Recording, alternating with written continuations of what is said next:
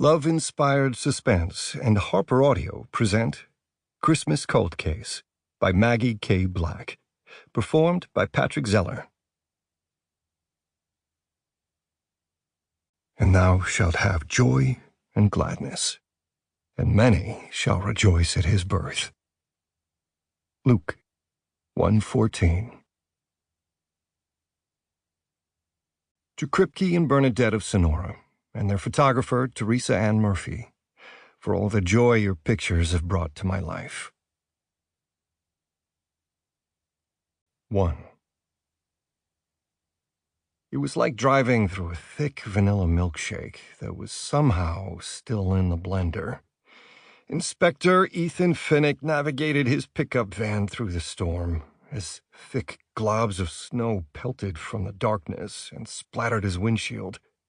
He drove slowly across the narrow one-lane swing bridge that connected Manitoulin Island to the mainland.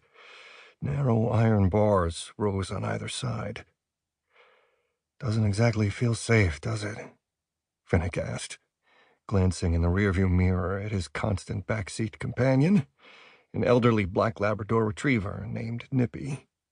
Nippy, short for Nipsing, had technically retired from his job as a canine cadaver dog 6 weeks ago, when Finnick had stepped down as head of the RCMP's Ontario Canine Unit to head up the country's first cold case task force. But as far as Finnick was concerned, the two of them were partners for life. The vehicle shuddered over a bump, and Nippy woofed in complaint before lying his grizzled snout back down on his paws. Finnick snorted. Then he prayed for strength and wisdom to face what awaited him on the other side of the bridge. Casey Thompson. Unbidden, the beautiful heart-shaped face and fierce hazel eyes he'd last seen some 10 years ago filled his mind. Instinctively, he pushed the memory away as quickly and ineffectually as the wipers currently trying to keep the snow off his windshield. Casey's former husband, Tim, was suspected of murdering a college student named Stella Nielsen a decade ago, and Casey was the potential key to solving the cold case now.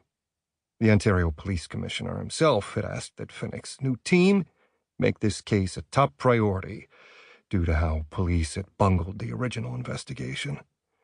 Finnick eased the van off the single-lane swing bridge and drove past a long line of other drivers waiting to cross in the other direction and get off the island once the light changed. Hopefully he'd be headed that way too before long. He turned south toward the small town of Juniper Cove. Finnick had been in his late 30s when he'd first met Casey. His hair had already been going gray back then, and he'd gone by Finnick for so long he'd almost forgotten that technically his first name was Ethan. Casey had been in her late 20s, with somehow both the idealism of a person half her age and the wisdom of someone twice it. Needless to say, he'd liked being around her. Nippy had just been a pup, fresh out of canine training when they'd been sent up from Toronto for a few days. They'd been tasked with searching Casey's sprawling Manitoulin property for any trace of her missing husband and 19-year-old Stella, who had last been seen leaving the island together. They'd found nothing. When, 7 years after Tim and Stella's disappearance, Casey had successfully petitioned the court to declare Tim dead so that she could collect his life insurance, a lot of people in law enforcement cried foul. But so help me, Lord, there's something about this case that's stuck under my skin like a splinter I can't reach. When we met 10 years ago, she'd seemed so strong in her conviction that Tim couldn't be a killer, not to mention her faith that you'd see justice done, despite the chaos battering her life. Show me the truth beneath the lies. Help me convince Casey to assist us in finally solving what happened to Tim and Stella. It had hardly been Finnick and Nippy's first case, and they'd worked countless ones since.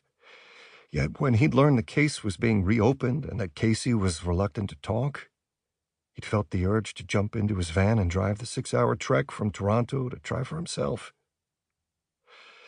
So now I'm going to drop by and talk to her in person, Finnick told the dog in the back seat. Sample complete. Ready to continue?